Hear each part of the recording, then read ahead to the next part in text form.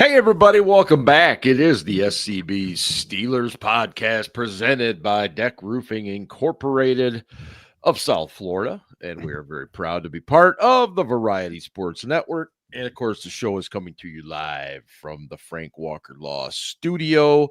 Thank you to all three of those: Deck Roofing, Variety Sports Network, and of course, Frank Walker Law, who's been a long time sponsor of many things here at Steel City Blitz. So thank you to Frank for that. Geez, I almost put on a Halloween mask tonight, but I figured the Steelers were scary enough as it was, so I decided not to. Paper bag, maybe? Exactly. Yeah, we're getting into like Saints and Jets paper bag territory, and we're still over 500, but that's where we've gotten to. In any case, Ben apparently having a few technical difficulties. There's a shocker. And Lo-fi. Right. Lo-fi Frampton. But in any case, we will certainly await his arrival. But gentlemen, what are you drinking tonight? Ian, what do you got going? Still some of this Rheingeist out of my keg, so Okay. it's delicious. It's fresh and crisp. I'll probably grab some whiskey later. Fresh and crisp. Yeah. Delicious. Scarps, what are you enjoying this evening? This is the Four Seasons Brewing, and it's called In the Catch. In the Catch? In the Catch. And it's got like a nice little label here. Very nice. What is the flavoring of that beer? West Coast India. West Coast style India Pale Ale with Apollo, Chinook, and Strata hops. Wow, that is some fancy shit right there. Before Ben gets on, yes. I think Ryan and I need to clear the air here on something. So for those listeners tuning into the show, Ryan and I met up with Ben and some of his compatriots from the Oregon Steelers fan club at the Penn Brewery in Pittsburgh, which is a good German brewery, right? Terrific brewery. Yep. Yes. And as you can do at a brewery, you can get a flight of beers, right? So to sample the many different things they have. So Ben, who bitches on the show all the time about the beers that Ryan drinks, orders the the strawberry funnel cake Kennywood summer lager or something like that with his flight. And yes, what a hypocrite. Exactly. Yes. And then not only that, I believe he also ordered the IPA. Yeah. And then he's like, this IPA isn't really good. And I'm like, Ben, you ordered an IPA at a German brewery. What are you doing? Like, what are your choices here? Yeah. And yes, he did not order the liquid Schwartz, so I had to let him try some of my liquid Schwartz. And he thought it was so good, he then ordered a full glass of the liquid Schwartz because he realized the error of his ways. So if any listeners are ever at Penn Brewery, the liquid Schwartz is tasty. It is a delicious dark beer. Gives a great helmet. Has a little bit of a chocolatey flavor and goes down smooth. And yes, as Ryan said, yes. It comes with a tremendous head, believe me. Yeah, so ludicrous speed ahead on the show. Right. So hopefully, I'm glad you got that in, Ian, because you would have never gotten it in if he were here. He would have interrupted you the whole time. And just like he did when we met. Yeah. That too. Shocker, right? Let's get into this. There's so many angles. I mean, we talked about this today, trying to put together our agenda, and I don't want to pretend like we have this big massive agenda. We never do. We have a couple of key talking points, and then we just go from there. And so Ian and I were messing around today, and just where do we even start, and what to go into and what not, because there's just so many things. It's a 2-game losing streak, and we shouldn't, I guess in many cases, we shouldn't be that upset by it. But it's just how it's happened and everything that's gone on. I am happy to tell everybody in Steeler Nation, though, that yesterday was Wednesday and the veterans actually practiced So hey, Super Bowl right there, baby. Yeah, but they got off today. A lot of them got off today for Veterans Day. I didn't see the report yet. Of course, never fails. Scarps, I'm gonna let you go. I know we've all got rants here, but I just go ahead and talk about whatever aspect of why we are in the position we are in right now. I don't know. I don't know if that's an easy. I don't think that's an easy answer. It's not. It's a complex question. I've been very vocal this week because I'm frustrated. Yeah.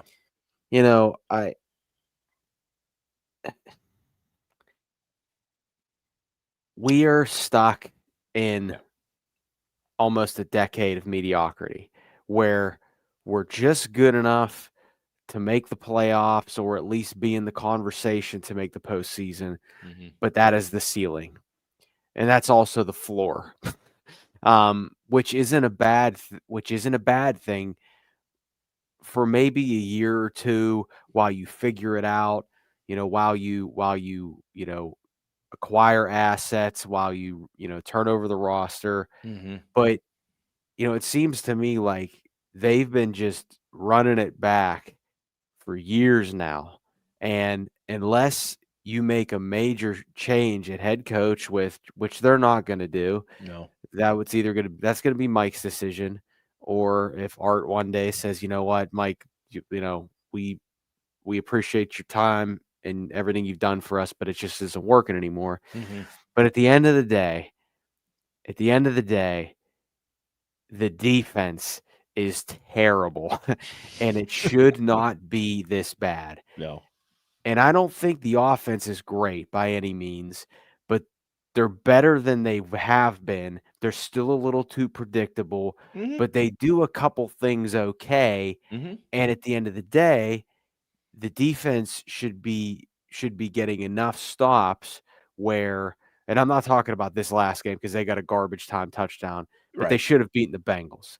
The defense should have done enough where all of those points should have beaten Cincinnati. And they got and I've said this so many times on the show, they got a lot of names. You recognize the names, but they don't play well together. They fold under pressure. And then you got the captain of the defense saying that what did he say? We didn't play with enough. Yeah, we didn't have fight. We didn't have enough fight. Yeah. And he also said something about got to handle adversity a lot better. Casey will touch on this later, but got to handle adversity a lot better. And I'm telling you right now, if that's what the captain of the defense is saying, they're done. It's over. I mean, this like you don't just all of a sudden get that back. And they paid TJ Watt because he has to be a one helmet guy. They brought in Jalen Ramsey and Patrick Queen, and then I want to be clear, they handpicked this secondary, whether draft, trade, or free agency, and they're all old and slow and terrible, or they hold on every play. And all week, the topic of the week is, well, Mike Tomlin doesn't call the defense. Terrell Austin calls the defense. And today, Terrell Austin said, I call the defense, but if Mike wants to call something, he calls it. So okay. So Mike has a say in the defense, because I was told Mike doesn't have a say in anything. He doesn't have a say in roster construction. He doesn't have a say in play calling. He doesn't have a say in anything. He's just some figurehead who doesn't do anything. That's bullshit. He's the one constant on this team since 2007. And who's the only other one? Art. And they're beautiful. I don't even think there's a scout that's been there consistently for that long. Maybe I'm wrong. Maybe is Phil Kreidler still there? I don't remember. But bottom line is, this is supposed to be a defensive head coach. He finally gets a quarterback that's worth a damn. And I bet you Rodgers is like, oh, shit, I'm going to go to this team, and they got a pretty good defense. And the defense is absolutely terrible. I mean, well said. And once Ben gets his shit together and gets on the show here, he and I this week have talked about scheme and the fact that this this coaching staff just does not seem to be willing to change that or try anything new. And real quick, are we gonna get into the Packers game? Yeah, I mean, we always do. Okay. There's I'll wait. I'll wait. And normally I would have started with game balls, but I think that there wasn't really a whole lot of game balls to be handed out, quite Chris frankly. Boswell. I think we can just like set aside a permanent game ball now for Boz. So yeah, Ian, what is your overview as to what you're seeing right now? This is one of the worst defenses I've ever seen the Steelers have. And even the years when they were bad in the late 90s, 2003 when they went 6-10, the defense had flaws, but they weren't this bad. I think Ryan hit it on the head when Cam Heyward, your team captain, is saying they didn't have enough fight. You see it out there. They look lackadaisical. They look like they don't care. They look like a bunch of guys who are just collecting a paycheck and not out there actually playing football. And I think that's the most disheartening thing, is that the defense doesn't have heart or fight in them. And Ryan has said this before, so I don't want to, just rehash everything that we've already said, but this is a team that talks a big game but doesn't back it up. They're all bark and no bite. That they don't. Well, they certainly bite, but they don't play with any heart. They don't have any it's just like I'll go to I was trying to avoid the Packers game, but I'm just going to go to the Packers game. Right? Yeah. People know on the show I bitch about refereeing all the time, right? There were some bad calls in that game, but calls are going to happen. Bad calls happen all the time. There is no rule that says just because a bad call happens, you have to give up and fold for the rest of the drive. You're allowed to go out there and make a play on the next play to try and turn things around if there was a bad call. And they got like 3 bad calls, and they're just so mentally soft that they just folded and we're just like, well, this is it. It's not going to do anything. And you've got guys out there still covering grass instead of covering guys. I know we've talked about this a lot. Coach Bobby has talked about this on Twitter and in our Slack chat. It's, the play that stood out to me was there's a 3rd down in the second half in the red zone where Kraft, who had been killing them all game, runs this little out route to pick up the 1st down. And I'm like, well, they didn't cover him. Okay. And then they show the replay, and Juan Thornhill comes from his too high safety position down to cover the flat, runs past Kraft. And I'm like, what is he doing? Like, I understand if the scheme of the defense is like an inverted cover 2, that the safety comes down to cover the flat and the corners go deep to cover. But there was no running back on that side of the field. Kraft was the only receiver because the wide receiver ran a drag across the field. If you're letting the only receiver on your side of the field run past you to the 1st down sticks and run an out route, like that's a schematic issue. It's a coaching issue, and it's also a player issue. So when Ryan said it's complicated, it is complicated because there's not just one solution. It's not that the players are bad. It's not that the coaching is bad. It's all of them together, right? If they're being told you have to go cover this area, let a guy run past you and be open, like the player's technically following instructions, but also like that's not a good way to play defense. You should stick on your guy, not cover the empty grass where no one is. There was the Green Bay 2-point conversion to me was the epitome of the defense so far this season. They ran they had twins to one side and they motioned a guy across, so they had trips. And you could immediately see, I know it was JPJ and it might have been Thornhill or Clark, I can't remember. They were so confused on who had who and what happens. Love takes 2 steps and just throws to a wide open receiver in the flat. I mean, that to me was the culmination of that evening, and really of in many ways the entire season so far. Communication issues. I mean, it's like if Deshaun Elliott goes down and he's going to be gone for a while. Let's just leave it at that. You can see that whole secondary just goes to shit. Yeah. It just does, and it is stunning to me. And as a conversation I had with our friend Matt, talking to him today, this is 10 years of insanity now. It just feels like we're just constantly doing it over and over again.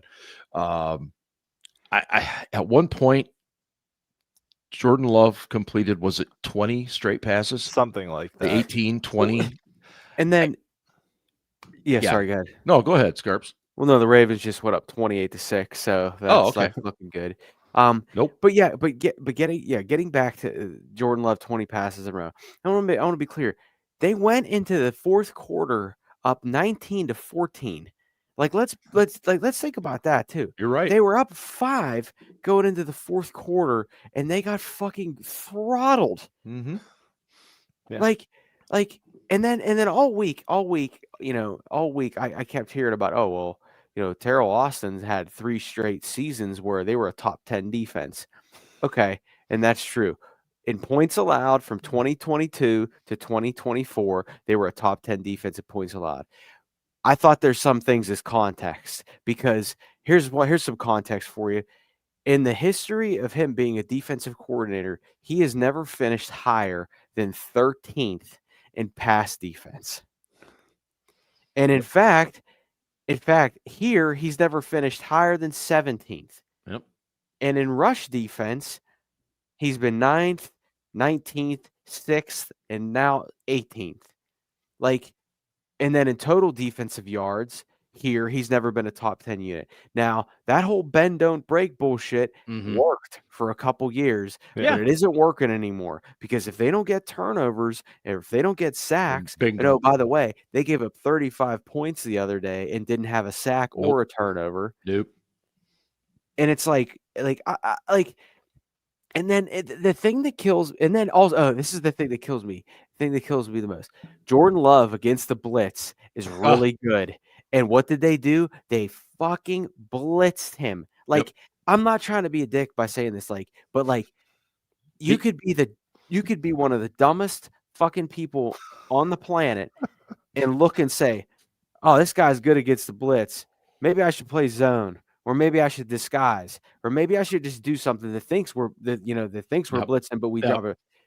And no, they blitzed him because they think they're the smart. That's the other thing too. They think they're the smartest people in the room. And Mike thinks, and I love Mike, and I got to see Mike behind the scenes.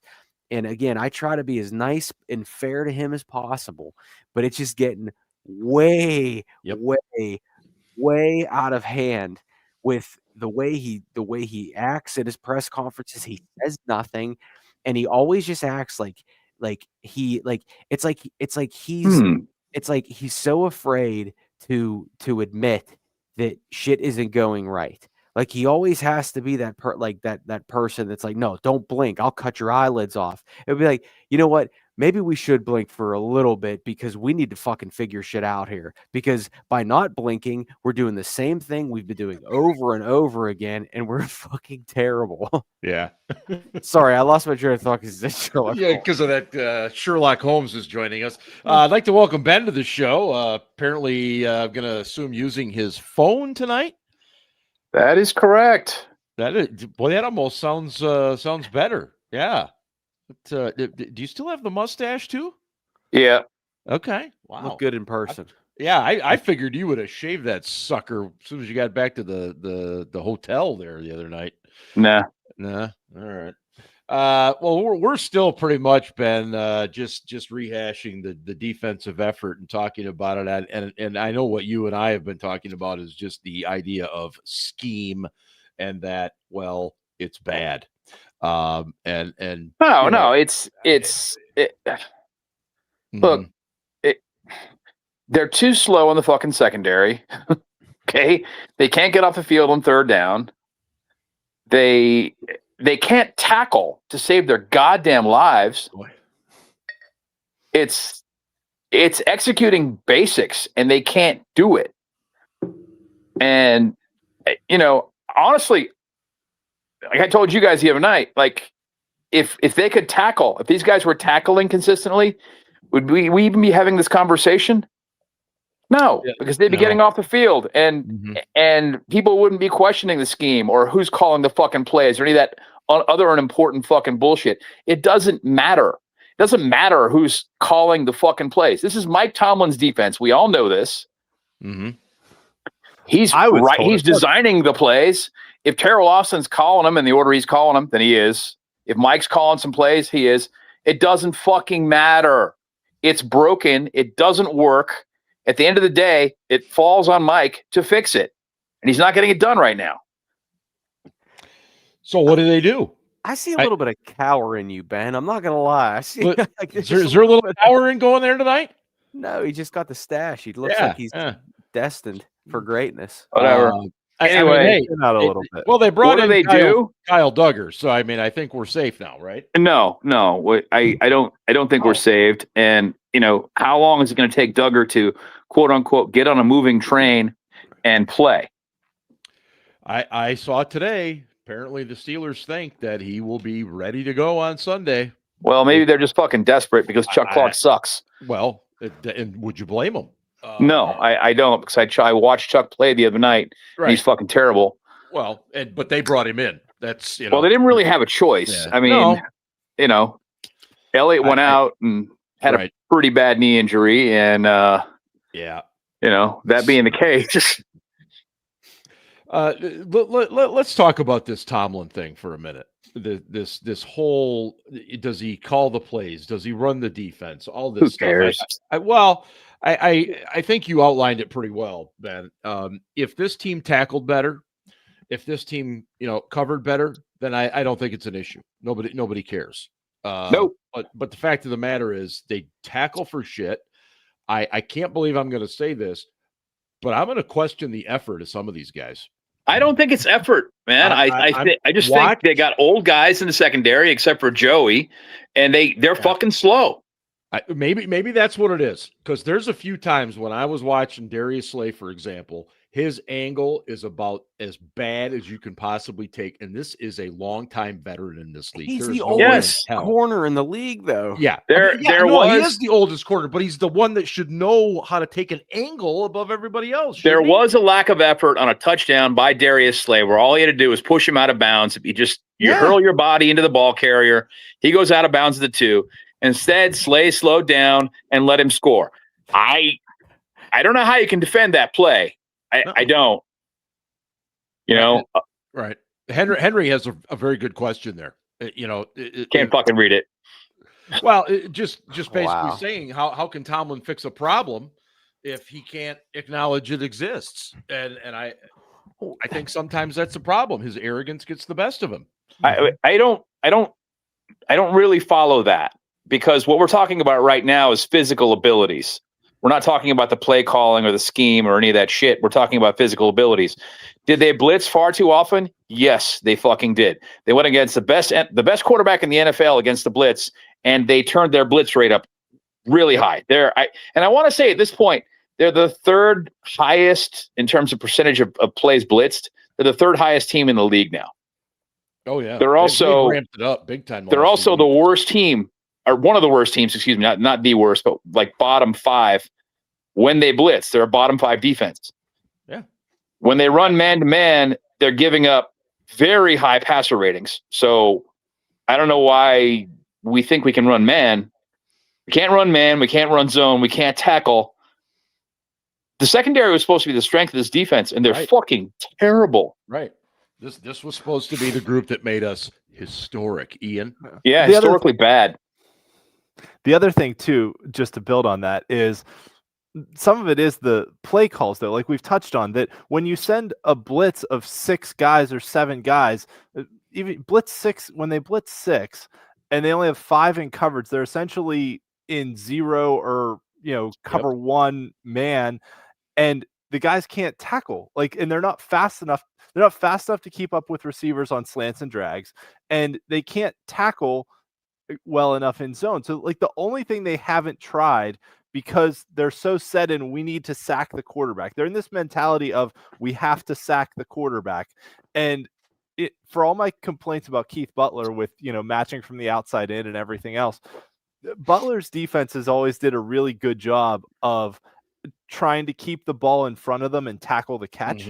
And these guys seem so set, and it's definitely a Terrell Austin scheme of we need to blitz and sack the quarterback, and we're going to leave our corners either in single coverage in man, or we're going to leave them in these zones with these giant friggin' holes between them and not be able to tackle when a guy catches the ball.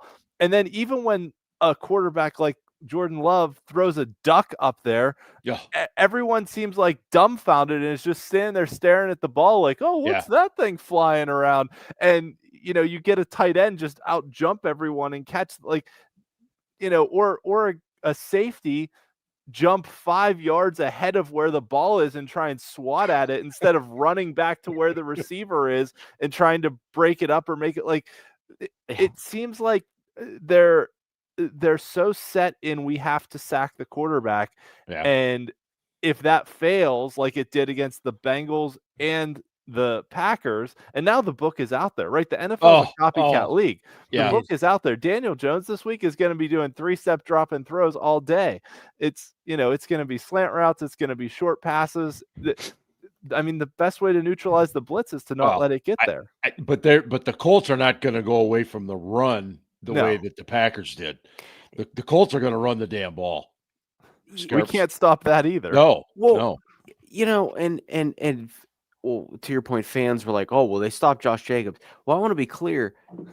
The Packers are not a good running team. They're not. They've struggled all year. And I thought they actually ran successfully when they needed to.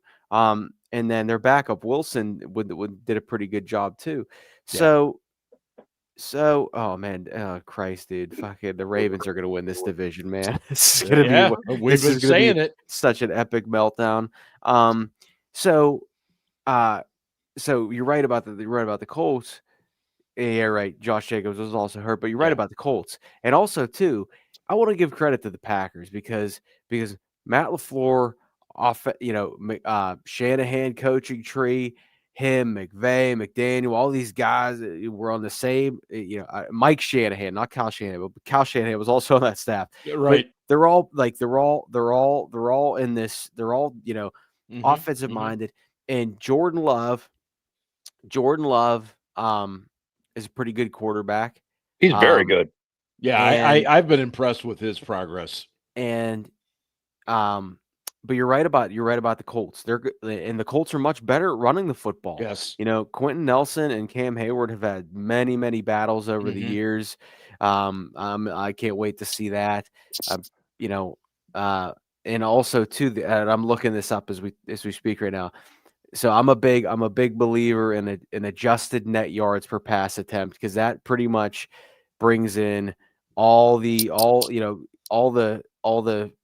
important stats of quarterback play. And Jordan Love leads the league right now. And number 2 is Daniel Jones. Yeah. And Mike Tomlin this week talked about Daniel Jones rewriting his narrative. And my rebuttal to that was I'd like Mike Tomlin to do that too. You're right. Like I would love Mike, Mike Tomlin has a chance to rewrite his narrative too. But getting back to the Quentin Nelson, Cam Heyward type of thing, I'm not going to try to get into the Colts game right now. I want to talk about the Packers game, because you guys said this on this game last week. Hater Ryan Scarpino said 31-20 Packers, and I was pretty close. You were damn close, buddy. But I want to say this because everybody was saying that, oh no, this defense is going to respond. Right? Like this is a game Tomlin wins. This defense is going to respond. And that was a very logical thing to do. Yep. And I went against the grain to kind of be a dick, but also I don't really think that this defense has the mentality or physicality to right this ship And no matter what Mike says, no matter what Mike says, I don't necessarily know if it's going to matter. So I'm not surprised about what happened with the Packers. I thought it would have been more of a gradual win for the Packers and not such a dramatic fourth quarter pull away type of thing. You know, I thought it would be like 7, and it was 7-3, but then the Steelers went up by 9. I was like, okay, I think this might be a little bit different, but that's the thing to me about that game. And again, I want to give them credit. I want to give their coaching staff credit, and I'm going to give the next team credit and their coaching staff credit because, you know, guys like Shane Steichen, guys like McVay's actually pretty good, but McDaniel, who's, you know, taking a lot of heat, and you know they're not doing that great this year. They always sort of get a bad rap. Oh, who's the next boy wonder? Who's the next flavor of the week? Oh, yeah. And it's sort of like the changing of the guard because you got your Harbaughs and your Carrolls and your Paytons and your Tomlins, but it's like maybe these guys do know how to coach. Shane Steichen seems like he's a pretty good coach. I mean, he's 2-0 against us, but also he's had to deal with Anthony Richardson, who turned out to be a bust. Joe Flacco he's worked with. And now he's fucking completely revamped Daniel Jones' career. So, like, I want to give the other teams credit, but at the same time, I root for the Steelers. I love the Steelers.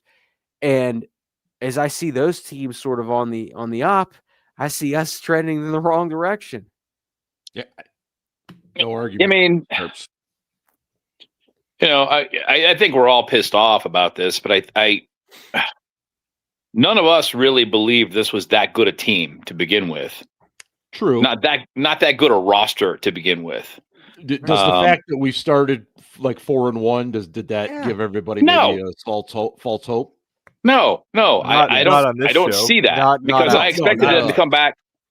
I expected them to come back to the ground, come back to earth when the schedule got tough, and all of a sudden we're playing one of the better teams in the NFL, and the Packers are a very good team. Yep. And you know, honestly, the score was 35-19. That last touchdown, I don't count it. I'm sorry. Garbage time touchdown against the prevent defense. You know, that's you pad your stats. That's great, but no, man, that was crap. I mean, that second half performance was ridiculous. It was, and I would also point to 3 rushing attempts in the second half. Yeah. No, well, they got behind, and yes, and they were trying to run play action on first down because they'd established the run early, and the Packers were biting, but they could not execute a pass. They couldn't get the ball off and get a catch and set themselves up so that second down was at least short, or move the chains. I understand what they were trying to do, and I understand why, but when you do that, you actually have to hit some of those. And then they got themselves behind, and all of a sudden now you got to throw, and you're one-dimensional, so the defense can really set terms, and you're kind of fucked. Yeah. Because the Packers have good pass rushers. They have good coverage players, and we have one receiver. Well, and one before, yeah, go ahead, make another point. Roman Wilson actually didn't play horrible this game. This was probably his best game so far. Oh, clearly, Ian. Ben is frozen on the one. Yeah, Ben is. Oh, there he is. Oh, there he is. Okay. I agree to that extent. What was I was going to say? Oh, staying on the defense for a second, and then we'll talk a little more offense. But look, I realize that Micah Parsons is a different player than TJ Watt. But did you notice how often they move Micah Parsons all over the formation? Why is there a rule in Pittsburgh that says we can't get imaginative or creative with our pass rushers? Apparently. I don't think that TJ is as effective on the right side. I don't think he likes to be on the right side. Maybe he doesn't, but I don't know. I think, but it's not just Sorry, Mark. No, I was just gonna say I think you still have to give that look once in a while, don't you? That or have him stand or something, or in the middle or do run something. some stunts. Earlier in the year, they were running a lot of stunts and looping him back around in the inside. Right. That was great. Well, and look, when as everybody listening to this show knows, if you can't get the pass rush there and your guys can't cover on the back end, it's going to be a long day. The average time for the opposition quarterback to get the ball off versus the Steelers is 2.86 seconds. Do you know how few sacks are recorded in less than 2.86 seconds? Not many. Here's a guy who just posted that in the chat like 5 minutes ago. Right. Okay. Yeah. That said, they've got to change their tactics. And I know you guys are we've talked about this all fucking week. They got to reroute receivers. They can't leave the flats open. They can't just leave those underneath routes there. They got to cover fucking tight ends on 4th and 1. God, that fucking more. Fuck. Offensively, they ran for 81 yards in the first half. And look, I didn't mind, and Ben, you alluded to it. I didn't mind the play action pass on first down, first drive of the second half. I was fine with that. The problem was nobody was open. Rodgers didn't have a lane to run, so he had to chuck it out of bounds. Then we throw an incompletion, and now it's 3rd and 10. And then of course Green Bay went down the field, pulled within 2, and so the running game effectively was thrown out the window. But I just you got to stay with it, the run a little bit better than that, at least in my opinion. And I agree. I mean, they for 2 reasons. One, they needed to keep their defense off the fucking field because they can't stop anybody. They can't tackle. And so you got to sustain drives. Your defense has got to be rested. What was the stat, Ben? Did you post that today, or was it Ian? Which the one stat about fourth quarter, how we're so badly outscored in the fourth quarter? Yeah, I posted that, but I don't know whose work it was. Yeah, actually, it was their negative points in the second half. Period. Yeah, second half overall. The Steelers are a first half team. Well, but it just goes to the point that A, the defense has been on the field way too long. Yeah. And 2, we got an old defense that's tired. Yes,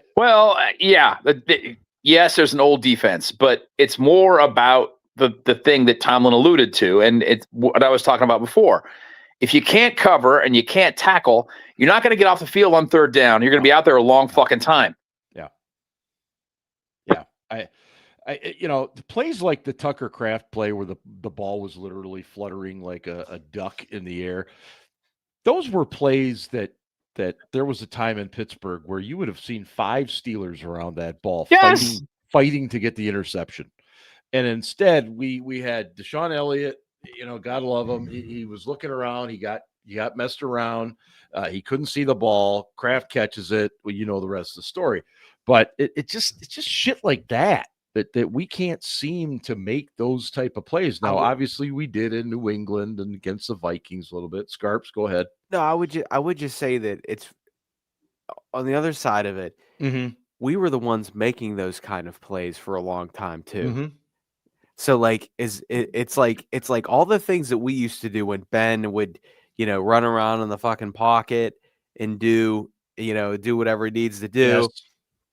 And I'm not saying it was as lame as Love's throw, but that whole thing where Ben would be like, if I'm scrambling, just get open. You know what I mean? Like that's right. kind of what that was. And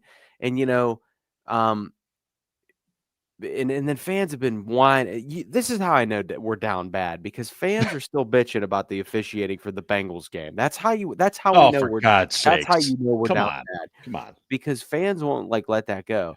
And I don't think that Kraft did anything egregious. I thought he tried to separate himself. I didn't think it was a clear DPI, but at the end of the day, as we talked about earlier, like you're not always going to get every call that goes your way. No, it's always have to go to next play. But I do think it is interesting though that when the Steelers don't get when the ball doesn't bounce the Steelers' way, Yeah. how fans react to it. Yeah. Because It's a child petulance type thing. yes, like, oh, fuck the officials. This is bullshit. It's like you have to understand how fortunate we've been in it over the years. And you know what? And Mike Tomlin has been fortunate over the years. And you know what? It's starting to catch up. Okay, yeah, some fans are dumb, and we all know this, and it's frustrating, and I, generally speaking, try to ignore them because they fucking suck. But let's talk about the players on the field and all the bullshit after the fucking whistles that went on Sunday. Yeah, there was a lot of that, wasn't there? That was the thing that got to me. Players losing their composure and bitching about the calls and waving their hands at the ref and going, what the fuck? And that call where Zach got called for offsides, 100% it was correct. He bobbed his head twice before he snapped it. Yeah. The dumb motherfucker. And then he was like, what did I do? Dude, you were trying to draw them. You were trying to draw them off, and it was obvious. Right. And so they called you dumb fuck. Speaking of waving your hands around, did I see Bateman tonight get an unsportsmanlike for like he did. He was taunting the official almost? He wasn't taunting. Well, how would you describe that, Scarps? I mean, he was clearly demonstrative. No, I don't. He wasn't taunting. Like he was yelling at the official. Okay, like, so I'm thinking he must have swore at. Oh, he must. Yeah, he was pissed off. He didn't get a defensive. He didn't get a pass interference call. Because I mean, he had a little. You see that every week. He was really pissed off, and like I don't think necessarily. I mean, I think he had a legit case, but as Ben just said, you know, and then we talked about adversity. You know, hey, you know. Sometimes it's just got to be, come on, ref, help me out, man. That's a bad call. And walk away. Like like they will give you a little. They will give you a little bit, man. Yeah. But like you're right. And then the DK Metcalf with the putting his finger in the like. Yeah, dude, what the fuck was that? Yeah, that was Bush. That was selfish, man. Yeah. Power would have pulled that guy and been fucking spitting at him. Selfish. And you would have seen this shit coming out of you. God, the days. Those were the days, man. Clearly, he clearly didn't like poke the guy in the eye. He just put his. He tried. He was doing one of these. No, he tried. He stuck his fingers out and put them into his face mask. I think he was just fucking with him, like get out of my. You know what I mean? Like I really don't think he was trying to poke his eyes out. But going back to it, like those are the things. Good point, Dom. Yeah, no, Dom, you're right. Yeah. Like you have to understand the situation, and I'm sure he was pissed off that.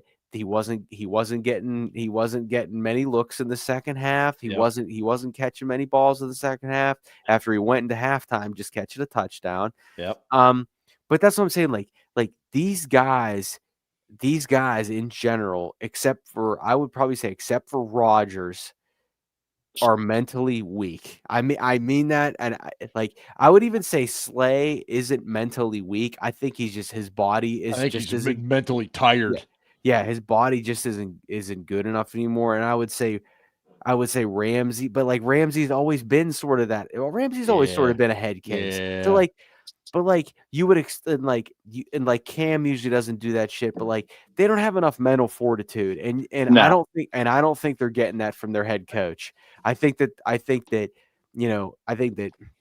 Tomlin again is more hands off, that let these guys figure it out on their own, like they're grown men. And I just don't think that works anymore. Like sometimes you got to get in somebody's ass and be like, dude, like come on, man, like fucking do your job. And I'm not saying Mike doesn't do that, but Ian, what did you think of Tomlin opening his presser by really talking more about the failures of the offense? To not convert touchdowns and instead settling for field goals. And not convert third downs. Well, that too. Yeah. Ian, did you take anything from that? I mean, a couple of the field goals. I mean, Boss kicked 2 55-plus yard field goals. Right. So we're not saying that they were inside the 20. Right. They weren't even in the red zone. And one of them, Rodgers got sacked before he had to kick it, which made it an even longer kick. So, but you can't blame the offense for the defense giving up 30 plus points in back-to-back weeks. Like that's just stupid. No, So, especially when you had 31 and 25 points. Yeah, exactly. That it was dumb that they didn't run the ball more. Right.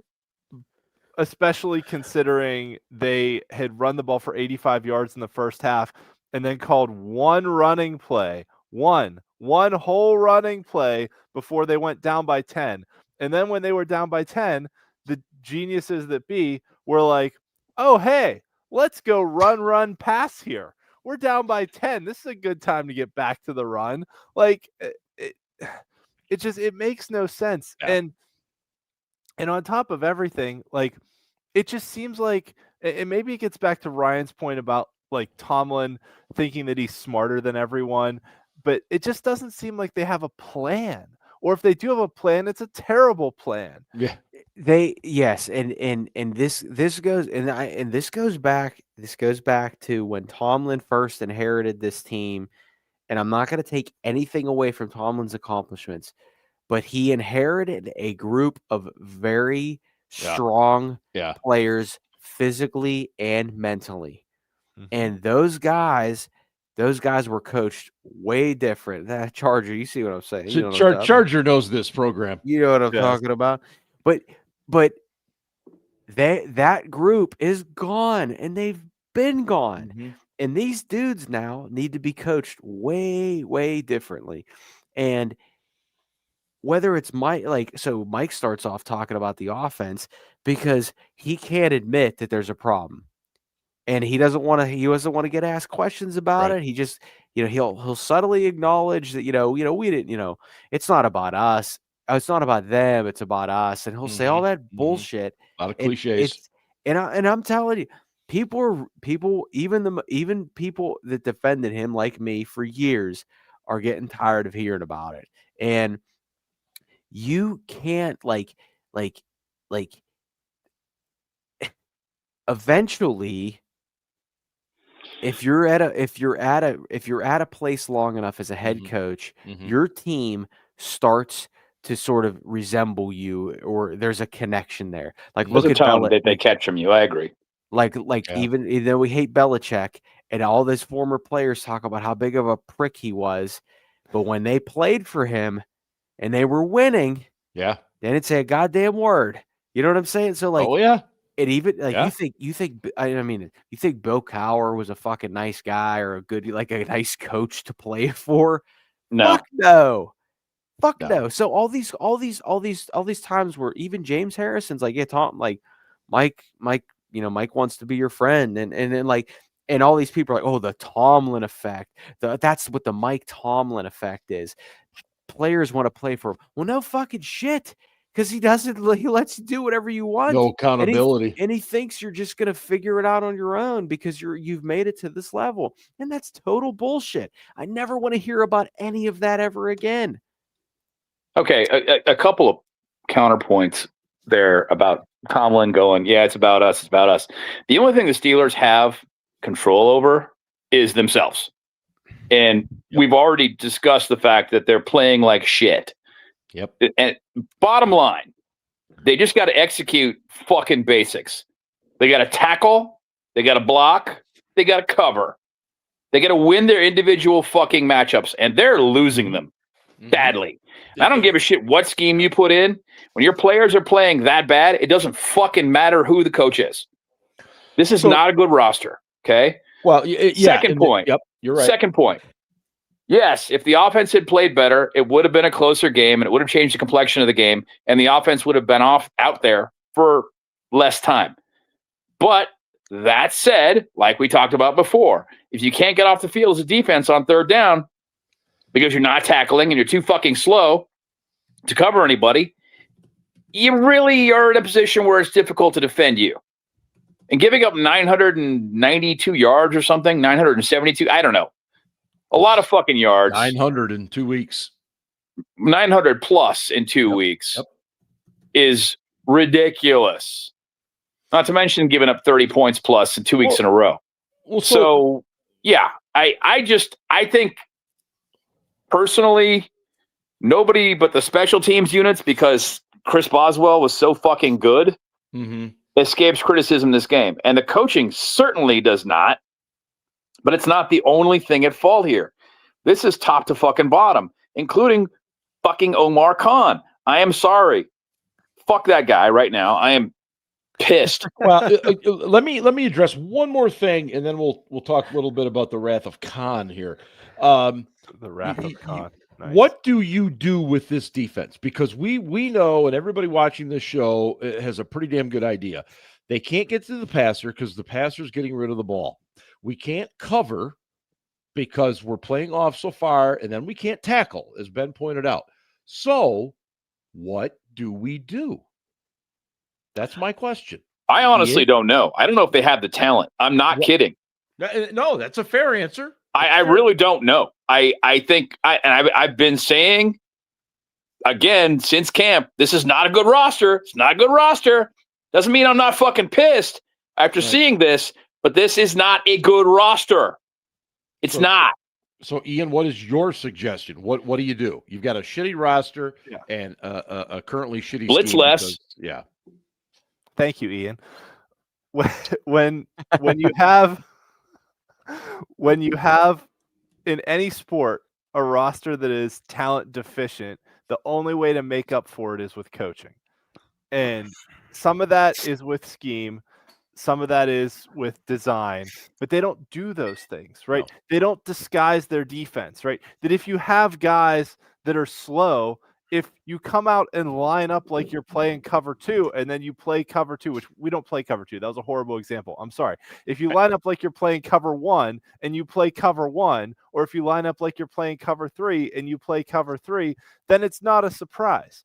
So some of it is you can do things like what the Packers did and put Micah Parsons in the A gap on every third down of the game to try and confuse our young offensive line. Like they put him right between Frazier and McCormick, 2 second-year players, and they're like, let's see if they can communicate this. And sometimes he rushed straight, sometimes he stunted around the nose tackle, and more often than not, he at least got through the gap and caused some havoc, which partially contributed to Rodgers just checking down on every third down and us being 1 for 11 on third downs. So you can do things like that. You're allowed to put TJ in the A gap. You're allowed to rush him from the other side. You're allowed to put TJ and Alex Highsmith on the same side, or TJ and Herbig on the same side, and see what happens. Like, you can do that. You can also, shockingly, not have to rush TJ Watt on every play. I remember Lamar Woodley made an interception one time against the Ravens. James Harrison, one of the greatest plays in Super Bowl history, didn't rush on a play he was supposed to rush because he had the green light to make that call if he saw something, and he was like, oh, I know what's going to happen. I'm going to drop right into the passing lane and make a play. Like, you're allowed to drop your linebackers and only rush 3 guys. You could rush 3 guys up the A gap. You could bring 2 inside linebackers, drop your outside guys. You're getting way too creative here, Ian. Into those passing lanes to take away those quick slant routes. But we never disguise anything. We never, where guys line up is where they are. They're going to blitz, and then how many times has Julian Edelman commented that, we always knew what the Steelers were going to do? Yeah. He's not the only one that says that. Mm-hmm. You know? Scarps. Yeah, and going back, I would say just going back to that. Obviously, LeBeau was the coordinator in the Super Bowl 43, and I'd like to believe that Dick LeBeau was calling his own plays in that scenario. But I also think Edelman. I think Edelman was talking about Keith Butler when they played, and I'm sure he was. But Butts said Tomlin called the play, so who the fuck knows? They fucking. But here's my and I don't know if this is possible, but I think that this is going to be their way to win this weekend, and I think it's a way to potentially win moving forward. Only once this year have the Steelers been positive in time of possession, and that was against the Browns. Yep. If they want to beat the Colts this weekend, they need to control the clock. They need to run the ball well. They need to extend drives, and they need to keep the Colts offense off the field. And I can't believe I'm saying this because, well, actually, I can't believe I'm saying this because they should be better on defense. Yeah. They should be better. But Mike's best defense right now is his offense because he has Aaron Rodgers. And I still and they run the ball well when they run it. But I still firmly believe that Aaron Rodgers is going to have a crash out, and it's not because you could tell DK Metcalf's a little frustrated. Yes. Aaron Rodgers seems a little frustrated. Yep. And they're in a 2-game losing streak. And I'm telling you, if this shit doesn't go the right way this Sunday and they lose 3 in a row, I think we're gonna see that first Rodgers passive aggressive dig in some form or fashion that I'm told has never happened before because he's such an amazing teammate, right? Like Rodgers has never done anything wrong. Jesus Christ, who cares about people on Twitter? I'm not talking about people on Twitter. I'm talking about in general. Like, like because everything is sunshine and rainbows right now. So what happens when it's not? And everything is not sunshine and rainbows. He was frustrated with Calvin Austin, bobbling a couple of those wide receiver screens. His frustration level is. I think that their keys to making their defense better is extending drives on offense. Yeah, wow, Tua, oh my God, Tua is so terrible. Fucking Baltimore 3 turnovers forced tonight. Their defense all of a sudden doesn't look fucking terrible. Good news for us, right? No, it's actually terrible news for us, but it's also news that we called on this program. We expected. Times. Yeah. I think Mike McDaniel actually might get fired after this. So. Yeah. They're in Miami too, aren't they? Yep. Yeah. I think Tua's give a fuck is broken. Oh, forget it. It was on the Ravens. Oh no, I think it was on the run back. Oh, okay. It doesn't matter. They're gonna lose. You mentioned Omar Khan. At some point you have to start questioning some of the personnel decisions. You think? Well, like you said, this isn't a good roster. And you look at where some of the money's been spent. You look at some of the guys that have been brought in. There's a reason the Eagles didn't want Darius Slay back. Right. And there's a reason Jalen Ramsey was available in trade. So where are you? And we talked about this during camp. I said it here. These guys were all available for a reason. Yeah. Did their teams not want them anymore? I mean, you can point to the fact that Slay signed for, I don't know, 1 year, $10 million or something. I'd have to look at it, but I think it's about $10 million. Which, the going rate for a high-end corner is 25 or something, 30. So, okay, I get it. So you're like half the scale, not even that. And obviously the same can be said for Duggar, right? I mean, the Patriots were clearly willing to part with him. And they're paying most of his salary. Right.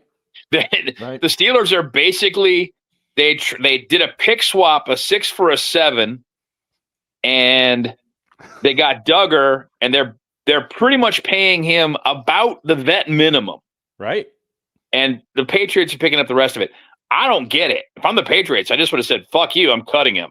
Right. Yeah. But I guess they figured, well, we can turn a 7th round pick into a 6. Let's take it. What the hell? But I mean, spending, I think $9 million to turn a 7 into a 6. I get it. He had guarantees anyway, and you were spending that money regardless. So it's kind of a sunk cost. And Ian can explain that concept to you later. But basically, that money's already spent. Fuck it. Let's do what we can do here. Back to the question at hand here. Yeah. Omar Khan took over after the 2022 draft. That was Kevin's swan song, and he left. Yep. At that point, Omar came on and took care of free agency and everything else. And this defense has swapped out 4 or 5 starters every year since Omar took over. And every year it's sunshine and rainbows and lollipops in the summer. And the Steelers Kool-Aid is cold and refreshing and icy, and everybody's drinking it as fast as they possibly can. And that's why Steelers fans fucking crash out mid-season, because they start to believe this is a really good roster when it's not. Oh, yeah. And this defense has been consistently shitty since Omar took over. Yeah. Shitty. Yes, they're drafting better. Yes, I believe the lines are stronger since Omar took over. But he's not really a football guy. That's Andy Weidel. Mm-hmm. Mm-hmm. And he is responsible for their free agency choices. And the people he's bringing in aren't good. Well, that was our concern, Ben, that Omar was not a football guy. He's not, but he's got people that work for him that are. Right. But you know, and I know, we all know that you have to be able to set aside your ego and listen to those football people, because there's a lot of GMs in pro sports that can't set that aside because. And I'm not saying that he's not. Okay. What I am saying is this: you have a finite amount of resources as a GM, right? Mm-hmm. And you have to decide where to apply those. Yeah. And the way that he's been applying those resources has been ineffective. Okay. Yeah. The guy stands there and he's very smug and happy, and he's the con artist and all that shit. I know he didn't name himself that. This dude ain't good. Okay. He's not. All right. What he's done so far is pretty fucking mediocre. Do you guys think he's going to make a deal before the deadline Tuesday? I don't know. And honestly, it doesn't matter, Mark. No, it does not fucking matter. I know that. One player to this shitty fucking roster is not going to turn it into a good team. And when the players play this badly, it doesn't matter what the fucking scheme is. If you can't execute basics, it doesn't matter. I know that, but I'm saying I wouldn't be shocked if Omar tries to pull off some kind of move. I mean, maybe he will. That, whatever. That'll excite the fans for a couple of weeks, and it'll be sunshine and lollipops and rainbows again for a week. Exactly. And that'll be super cool. I mean, the Steelers don't need to sell tickets; they're going to sell out anyway. So I don't know what the fuck the point is. To the other team's fans, apparently. Yeah. Let's talk about that too. Yeah, you were in the stadium the other night. Yeah, I was in the fucking stadium. If you're a season ticket holder and you sold your fucking tickets, for fucking shame. I am sorry. I am fucking sorry. It was 40% Packers fans listening to the stadium. Awful. Yell, "Go Pack, go." 25,000 plus people yelling, "Go Pack, go. Go Pack, go." On TV the whole game. In Acrisure, they had to go to a fucking silent count. The offense had to go to a silent count at Heinz. What the fuck? You did that. You did that. Asshole. Holy shit. Hey, listen, I know the Steelers do that when they travel, but that's different. Well, of course it's different, damn it. Holy fuck. Ian, I believe you had a point. I did, yes. So going back before Ben crashed out, going back to your question about adding someone, I would not be surprised if Omar adds someone via trade, because that's kind of what he does, is pulls the trigger on things. Yep. But my concern with that is, how much are they actually going to use them, right? We traded for Mike Williams last year. We traded for Preston Smith last year. There have been other guys in the past that we've acquired mid-season. Mike Tomlin does not play those Preston guys. Smith and Mike Williams suck. Right. By the way, did we actually? What concerns me is the track record of Tomlin talking all the time about guys trying to get on a moving train and all this other stuff. When you go, like, let's just say hypothetically, right? Like Mike Williams said the same thing. Mike Williams was not good, but let's say hypothetically we had acquired Devontae Adams last year, right? Like, would they have made him learn the entire playbook before putting him out there, or would they be like, "We got Devontae fucking Adams, we're going to throw him out there and see what." Like, that's what I know the Jets had Aaron Rodgers and they had that familiarity, but to me, it's one of those things where it's like we've talked about earlier, that they're so set in their ways that they're like, this is how we're going to do things. And if you don't know the playbook, you're not going to play, rather than being like, okay, here's the 4 plays in the playbook. Let's run these a couple times to get you on the field because you're an incredibly talented guy that we invested some assets in. Yep. I don't have faith that if we trade for anyone, we're going to actually put them on the field. They talked about bringing in MVS, and I'm like, great, he might get 10 targets the whole year.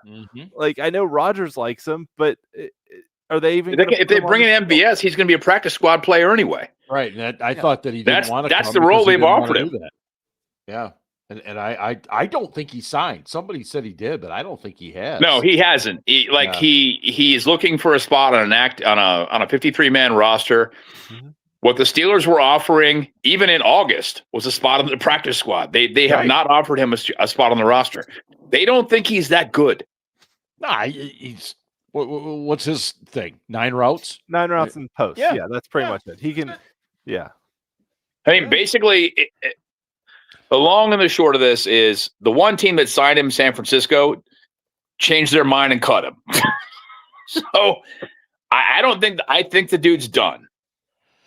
Yeah, I would tend to agree with that. Leave it to Matt Smith to come in and bring a ray of sunshine. This guy is always positive. I don't know how he does it. He's still in first place. He's right. We're still in first place. But I wish I could be just as positive, Matt. Charger, I like this comment too. Amongst the, what's the word he uses? Commentarists? Commentarists? It sounds like a commentator and a terrorist. The worm has turned. I don't have a problem with Mike yet. I mean, he pisses me off sometimes, but I don't think he should be fired. I do think he should fire Terrell Austin and give up the scheme on defense. Just be like, okay, I'm bringing you in. You're going to be the guy. You're going to run it. It's going to be your design, your scheme. You're going to call the plays. I may jump in there and go, no, I want you to run this right now. That's fine, but it's going to be your defense. It's not going to be my defense anymore. I think Mike should do that, but I don't think he should be fired. And I do believe he's still a good leader of men and a good head coach. He just needs to set aside his ego a little bit. I don't know if he can do that, though. I don't think any of us are in a position. Okay, Ryan is in a better position than any of us to say that whether or not Mike can set aside his ego. But I don't think that any of us are in a position to say Mike can or cannot do that because we don't know him personally. No. I can only go based off what I've seen, and what I've seen is the constant repetition of things, or what is more commonly known as insanity. And that's what is difficult for all of us. I think it's an ego thing, though, Mark. I'm not saying it is. All I know is that it just keeps. It's the same thing. I feel like I'm in Groundhog Day. We watched Cowher do the same thing, and finally relent, and adapt to the situation. And when he did, he won a Super Bowl. Right. Fucking finally, in like year 15. Finally. Do you really think that's what Art's waiting on? Do you really think that? I don't know what Art's waiting on. I don't think Art's a good owner. I don't. Well, we've talked about this on the show before, though. Art doesn't like to pay people not to work for him. So I think Art's just waiting for Mike to say, I'm done coaching. I think Art's waiting for Terrell Austin's contract to be up because Art doesn't know football either. Art's a business guy. So, if Mike says, oh, I like what Terrell Austin's doing, what's Art going to do? Art doesn't have, this is just my opinion based on what I've seen. Yeah. I don't think Art has the stones to go against Tomlin. I'm not going to disagree with that. I don't know that. I don't think he's got. I think what you said before is probably more true. He doesn't have the know-how to go against Tomlin, and he doesn't have the instincts to know where he should make changes because he's not a football guy. Where his dad was, And there were decisions that were made at the end of the day that Dan influenced that, maybe Art isn't capable of having any input into. I also want to say this too, and I know he's my dude, but the guy was a football guy and he knew what he was doing. Even when Dan Rooney became ambassador, right? Right. And he sort of stepped away from that role, they still had Kevin Colbert in the building. And Kevin Colbert was a football guy. Yeah. Omar is not a football guy. And they had to bring in Andy Weidel to be that football guy. I said this earlier this week. They had a chance when Kevin retired. And let me make one point real quick. Had a chance to do what? Hold on, but let me make the point about Kevin is like everyone blames the Kenny Pickett pick on Kevin as if Mike Tomlin didn't have any say or Art didn't have any say. Mike's to blame for that too. Yeah. So, but getting back to Kevin Colbert, when Kevin Colbert retired, they had an opportunity to go to bring in somebody from the outside to be the general manager, a football guy who had brought in fresh ideas and new philosophies. And they hired Omar, who has been there since 2001. Okay. He's been there just as long as Kevin. Sorry, 1 year after Kevin. But the point being is that, okay, yeah, they bring in Andy Weidel for new ideas and philosophies. Okay, so he brings in Isaac Seumalo from Philadelphia, who's probably not going to play this week. And then he brings in Darius Slay from Philadelphia. And it's like, are either of those guys any good? So getting back to your Omar, Seumalo's was good for a couple years. I think he's long in the tooth now. I think he's about done. But getting back to the Omar point, like I'm still holding out on judging Omar because I'm kind of not.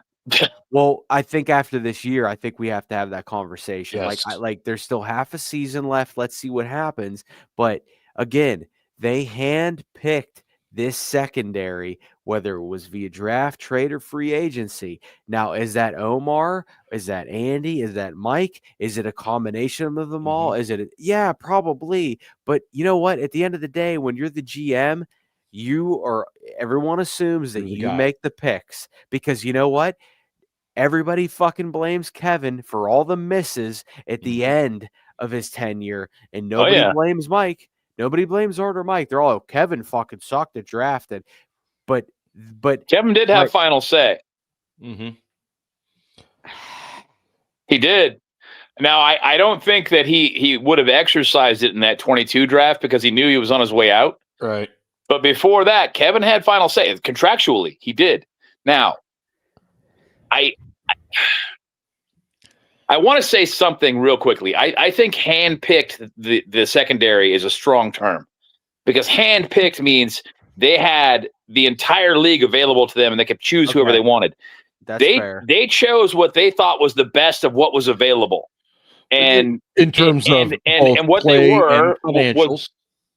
Okay, but they can make all that shit work. Trust me. The Steelers are real low on the cash to cap. Yes. But they chose what they thought was the best available personnel out there to come in and fill some holes. That said, they were guys like we've talked about, we've alluded to a couple of times now. They've alluded to guys, they brought guys in that other teams didn't want. And they didn't want them for reasons. And we're seeing what those reasons are now because this team can't fucking cover. Our free safety is average on a good day. Our strong safety was good, and he's out injured for God knows how long. Ramsey is an incredible athlete who I guess is just making a lot of mental mistakes because he's always a little bit out of position. Joey Porter is in position all the time, but he's doing it by grabbing guys and dragging them. Yeah, very, very handsy. Okay. Eccles is pretty good. Honestly, he's playing the best of the corners, but he's also inconsistent. So it's just like, what the fuck? What do we do? And then Slay Slay has just not been good.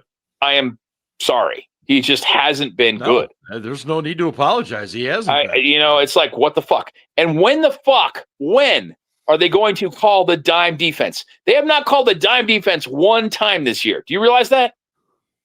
3rd and long. Call a dime. Nope, not calling a dime. No. Gonna run the big nickel. Big nickel, baby. I don't understand it. I don't fucking get it. None of us do, and that's why we've been on the air here for 75 Free minutes release. trying to figure it out. Free release, flats are open. Hey, let's just give them that 4-yard gain. I know it's 3rd and 6 or whatever, but let's give them 4 yards and see if they can run for that extra 2. Why don't you just make it fucking easy for them? Just move the chains for them. Right? And that only works if you have guys who can tackle the catch, not guys like JPJ who are just going to slap a guy on the shoulder and be like, hey, you want to go down? No. True that. Yeah. Ian. True that. I mean, if shitty tackling going on. Yeah. And I really thought JPJ last year was getting far better at tackling. And this year, he has been terrible.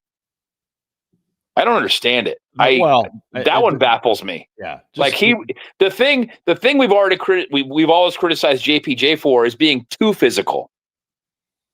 Yeah. Too grabby, too handsy, too aggressive, all those things. Just like Casey's. It's just like my ex-wife. Let's talk a little Colts. Ryan has no ex-wife. Get to our predictions and stuff. But, the one thing about the Colts, and now this is, I think this is a little slanted because they've been ahead in so many games, but they're 29th in the league against the pass right now.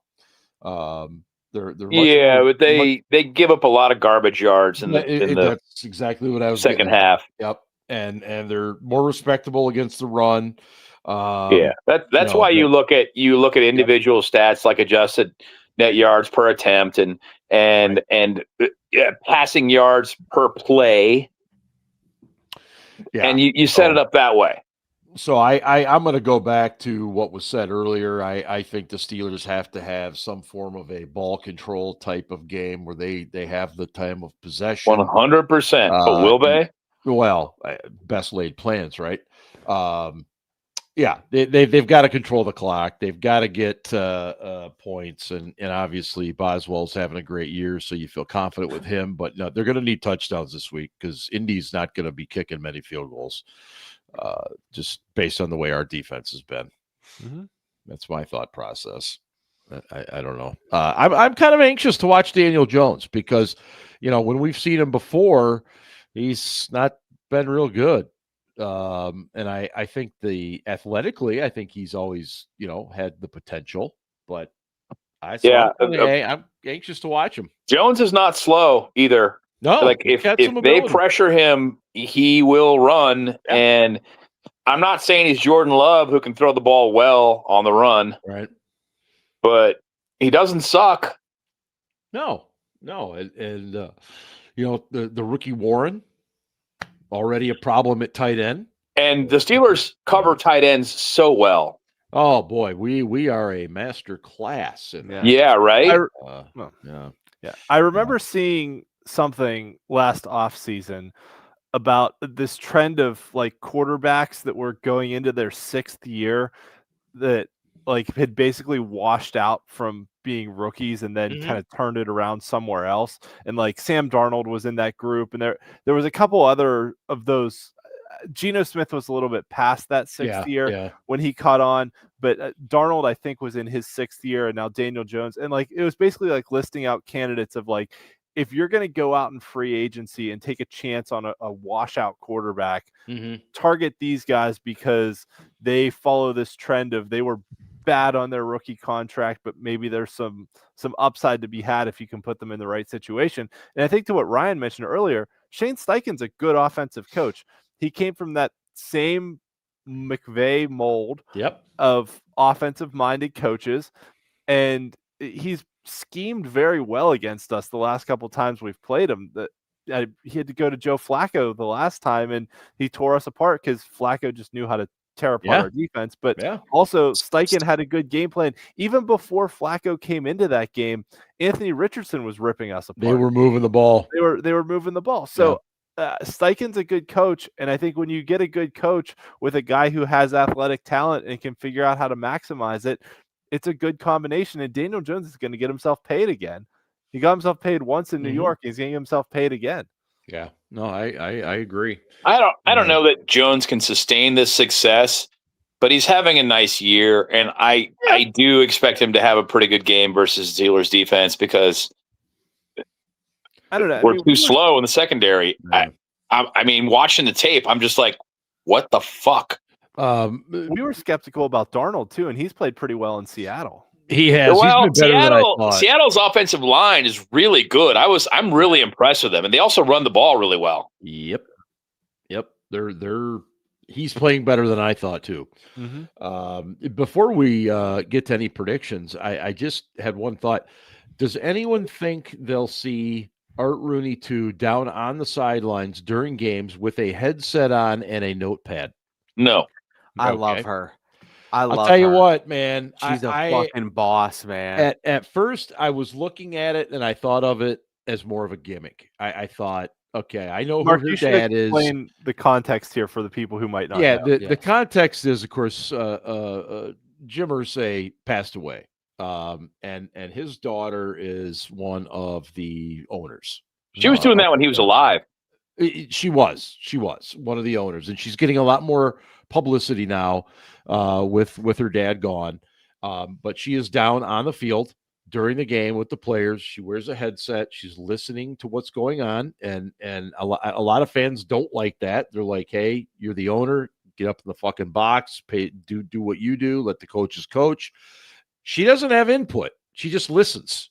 Right. She's there to listen and learn, as she has said. She wants to be able to have conversations, and she doesn't want to have conversations. How do you not respect that level of humility? I love it. I think how do you not respect it? The players seem to absolutely love it too. I don't understand it. Like how can anyone have a gripe with it? It's not like she's excuse me, I said he. I was thinking of Jerry Jones. It's not like she's Jerry Jones walking down there and walking around talking to the players and having a little social hour during the game. It's not that. She's standing off on her own with a notepad and a fucking headset on, listening, trying to learn more about the game. What is bad about that?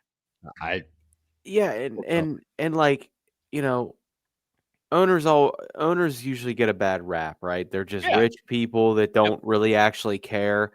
And she was very vulnerable and basically admitted, like, I need to learn about this and I need to do this. And like it's fucking cool, man. I don't know, man. People are fucking like, if Mrs. Mrs. Rooney was wonderful, but like if there was ever a female Rooney presence and that person was on the field, the fucking Steelers fans would love her, right? Like that's just the way it is. But I do agree, she's not like a Jerry Jones type figure. No, she's trying to learn the game and she's listening. And you know what? She's a mom of 3. Like she's a boss. Like fucking just everybody's a twat sometimes. Like just fucking let her fucking enjoy especially herself. You guys. Let her enjoy herself, man. Like that's really cool, dude. The difference, Mark Malone, though, is that's not what it is. That woman wanted her team to go down. This woman seems the Cleveland Indians in the movie Major League. Oh, Major League. She is not. Yeah, this Mark Malone's mustache. Be quiet. Yeah, complete opposite of that. I think the other thing too, there was some clips from an interview with her or press conference that were posted this week, and one of the points she made I thought was very poignant was that she's making multi-million-dollar decisions about which coaches to retain, which coaches they need to fire, which players they need to keep, which players they're going to sign to long-term deals, things like that. And she basically made the point of, I could take other people's word for it, but if I'm watching the game and it might look like a player ran a wrong route, but if I'm listening on the headset, you're rotten. Right. Mark Malone says she just wants to see schlongs. I haven't seen that word in a long time. Sorry, Ian, go ahead. That's okay. So her point was that if she's listening on the headset and the offensive coordinator reads the play wrong, or the quarterback says the play wrong in the huddle, because these NFL play calls are not like your Madden plays that it's like, it's like power deep sweep or deep attack, right? It's Right. not that. It's they're these long plays that basically everything in the play call has a signifier for either what the players are going to run or what side the play is going to and all this other stuff. Yep. And if something gets called wrong, then the player might run the route that was called, even if it wasn't the right route in the context of the whole play. Yeah. So her point was like, I need to know this stuff if I'm going to be making decisions of like, do I sign this player to a long-term deal? Is he the one screwing up, or did somebody else screw up? Did he do what he was told to do? And I was like, this is a great insight into just like how this lady thinks about her business that she's running. Because as an owner, you're running a multi-million-dollar business and you're making multi-million-dollar decisions. And if you're spending that much money, why not learn as much as you can about it? No, I think it's great. I think it's and I'd much rather have an owner like that acknowledges their blind spot and tries to improve on it than someone who's just like, I think we need to run the ball better this year. And no offense, Ryan, for you writing Art's press conferences every year, but I think it's impossible not to respect people who can identify what they don't know, and then seek that information out. Yeah. Crazy, like there are too many people in the world that are fucking idiots that are sure they're doing what they should be doing, that they know what they're doing. Mm-hmm. There are too many fucking dumbasses that are fucking stupid, but are certain they know what the fuck they're doing. She's not that person. No. She is intelligent enough to say, I need to seek that information out and then go do it. Yeah. And I love it. Hey, I give her all the respect in the world. Well, I find it very refreshing. Refreshing. And unique and lovely. Before we get to Casey Kasem, let's go through our predictions, which we've pretty much screwed the pooch the last couple of weeks, but that's why we're here. That's right. Any volunteers to go first tonight? Ryan, I volunteer him as tribute. All right. Thank you, Katniss. Thank you, Katniss. What a reference. Well, he said tribute. I know. I think that is this the game Mike Tomlin wins? Well, we thought last week was. So is this the game the defense says, "Hey, we got to maybe I should play"? Yeah, we got to play with some pride. Neither. The Indianapolis Colts win this game. I don't think it's going to be that bad, but I even think the Steelers get a turnover. Ooh. But I'm going with the Colts. 30-23. Okay. Ian. Let's see here. This just feels bad all around. It does. Cam saying that they had no fight in them was really not good. Yeah. Especially considering not only is he your defensive captain, but also the guy who you kind of paid a lot of money to hang around and plus a little extra. Right? Exactly. So Cam saying they had no fight in them was really discouraging, but also pretty true, because if you watch the game, they really didn't have a whole lot of fight in them. And I think, like we talked about, this is a team that's mentally soft. They give up way too easily. And this Colts team, I didn't think they were going to be that good this year. They have proven me extremely wrong. They're good. Very resilient in everything they've put together. I've been very impressed with what they've done. So I think the Steelers get their asses kicked. I'm going to go I'm going to go Colts 34, Steelers 20. Okay, Ben, what do you got? I think the Steelers are going to get pecker slapped this week. It's going to be humiliating. And Is that like a ball tap? I'm not looking forward to it at all. The Colts are very good on offense. Very, very good on offense. Mm-hmm. They're pretty good on defense. Mm-hmm. They're not great, but they're pretty good. Right. And it's going to be embarrassing. I'm going to go Colts 42, Steelers 31 with a garbage time touchdown at the end there.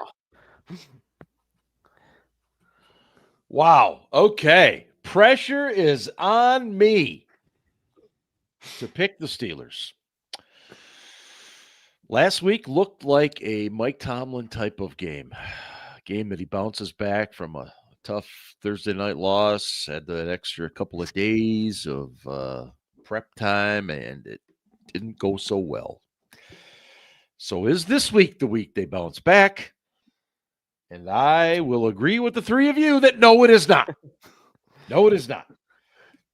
Indianapolis Colts 31.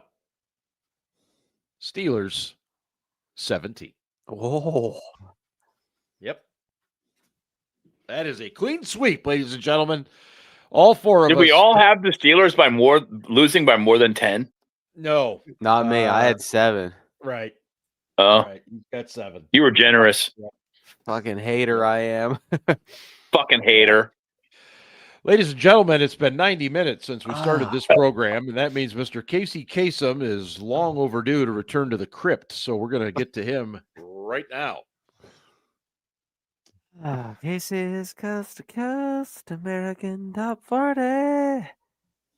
Hello, everyone, and welcome to the week that was October 30th, 1986. Our favorite correspondent and non-ball knower, Ryan, is back with us again this week, and he writes, Dear Casey, when the Steelers went into halftime last Sunday, up by 9 points, I was so excited I choked on my ham sandwich like Mama Cass Elliott.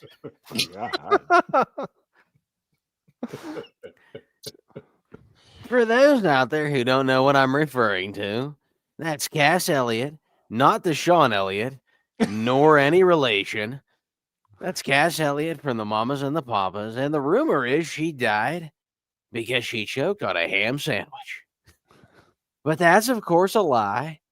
We all know she died because she witnessed Mike Tomlin's defense yet again give up 30-plus points at home. Casey, it is getting bad. They look slow. They can't tackle. They aren't getting sacks. They aren't forcing turnovers. But at the end of the day, it's not like they're the highest paid defense. Where do I even begin? Perhaps we can start with Steelers defensive end Cam Heyward, who said, there's not a lot of fight in us.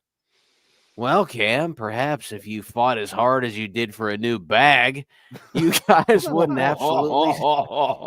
Hey, Cam's playing well. Can Casey finish his letter? No. Well, Cam, perhaps if you fought as hard as you did for a new bag, you guys wouldn't absolutely suck. He also said you got to handle adversity a lot better. Casey, if these guys don't know how to handle adversity, then it's already over.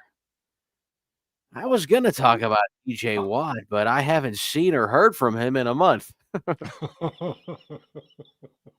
It's a good thing they paid him all that money and said he was going to move around to maximize his impact.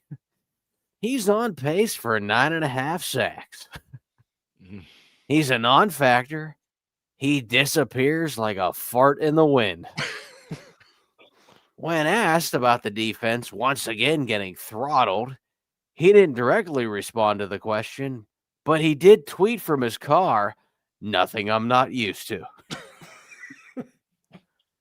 And don't get me started on Slay or Jalen Ramsey, or they might just go on Cam's podcast again and fight for him to make more money, but not fight on the field. Oh, And perhaps, Casey, that's what this team has become. They'd rather have a cool podcast, post passive-aggressive or cryptic shit online, or do everything to get a bag and then disappear because they know regardless of what they do, they'll get a good old-fashioned glazing from Steelers Sunshine Twitter. And the head coach isn't any better. Every time he speaks, he says a lot of words, but they're all empty. A lot of Tomlinisms and a lot of one-liners. But does he ever say anything that has meaning? Come on, Mike. Be real with us for once. I want to see your true colors. Well, Ryan, keep your feet on the ground and keep reaching for the stars and keep your radio tune right where it is. At number 1 this week, here's Cindy Lauper with True Colors. ladies and gentlemen, that has been the late, great Casey Kasem once again, blessing us with his presence from the grave. And that's been 95 minutes of fantastic Steelers talk, everyone, and a few cocktails along the way. Thanks to everybody who joined us on X and, of course, on YouTube, watching us live there as well. Again, I encourage you to subscribe, jump in on the membership, and just be a part of the whole thing altogether. And make sure you check out everything at steelcityblitz.com. Ian is in the midst of whippy old playoff action. Going down there as well. So check it all out right there. And as always, go Steelers. Ravens suck. Not really, though. Not after tonight, man. We've had some drinks.